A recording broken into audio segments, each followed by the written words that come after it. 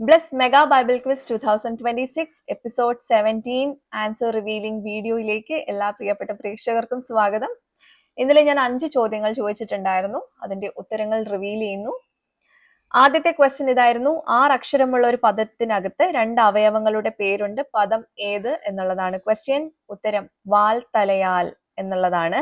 പുറപ്പാട് 17:13 ഈ ഉത്തരം കാണാൻ പറ്റുന്നത്. അതിൽ പറഞ്ഞിരിക്കുന്ന അവയവങ്ങൾ ഏതൊക്കെയാന്ന് വെച്ചാൽ വായ്, തല എന്നുള്ളതാണ് കേട്ടോ. അപ്പോ ഒരിക്കൽ കൂടെ ഉത്തരം പറയാം: വായ് തലയാൽ. രണ്ടാമത്തെ ക്വസ്റ്റ്യൻ: പുറപ്പാട് പുസ്തകത്തിൽ പാഠഭാഗത്ത് പറഞ്ഞിരിക്കുന്ന ഈ വാക്കുകളുടെ അർത്ഥങ്ങൾ എഴുതുക എന്നുള്ളതാണ്. ആദ്യത്തെ വാക്ക് ഒരു ഇടങ്ങഴി, അതിന്റെ ഉത്തരം ഓമർ എന്നുള്ളതാണ്. പുറപ്പാട് 16:36 നമുക്ക് ഈ ഉത്തരം കാണാൻ പറ്റുന്നത്. രണ്ടാമത്തെ വാക്ക് പറ, അതിന്റെ ഉത്തരം ഏഭ എന്നുള്ളതാണ്. 16:36 നമുക്ക് ഈ ഉത്തരം കാണാൻ പറ്റുന്നത്.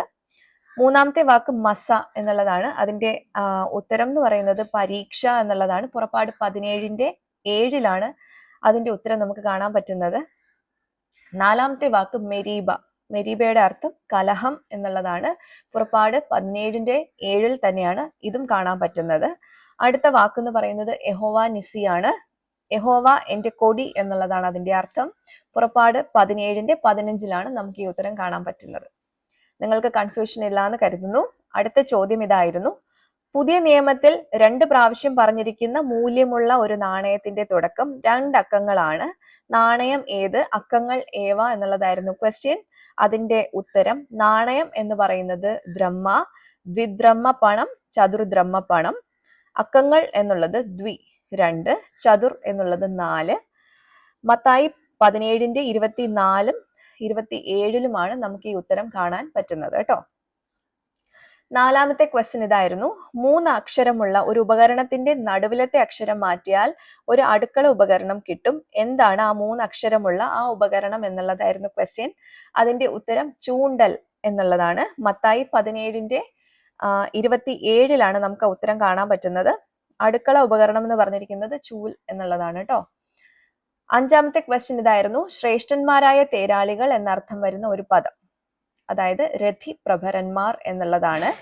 പുറപ്പാട് 15:4 നമുക്ക് ഈ ഉത്തരം കാണാൻ പറ്റുന്നത്. ഓക്കെ, രഥി പ്രഭരന്മാർ. അപ്പോൾ ഇതായിരുന്നു ഇന്നത്തെ 5 ഉത്തരങ്ങൾ. ശരിയായിട്ട് ഉത്തരം അയച്ചിട്ടുള്ള എല്ലാവർക്കും കൺഗ്രാറ്റുലേഷൻസ്. തെറ്റിപ്പോയവരും വിഷമിക്കേണ്ട കേട്ടോ. ഇനി ഒത്തിരി ക്വസ്റ്റ്യൻസ് നിങ്ങളെ കാത്തിരിക്കുന്നുണ്ട്, ഒരുപാട് സമ്മാനങ്ങളും നിങ്ങളെ കാത്തിരിപ്പുണ്ട്. അതുകൊണ്ട് ഇനിയുള്ള പോർഷൻസ് കറക്റ്റ് ആയിട്ട് വായിച്ച് നിങ്ങൾ ഫോളോ ചെയ്താൽ മതി. ഇനി അടുത്ത ക്വസ്റ്റ്യൻസ് വരുന്ന പോർഷൻസ് എന്ന് പറയുന്നത് പുറപ്പാട് 19 മുതൽ 22 വരെയും മത്തായി 18-ാം അധ്യായത്തിൽ നിന്നുമായിരിക്കും ചോദ്യങ്ങൾ ഉണ്ടാവുക. അപ്പോൾ അടുത്ത 5 ക്വസ്റ്റ്യൻസുമായിട്ട് നമുക്ക് വീണ്ടും കാണാം. Till then, it's me Angel signing off. Bye.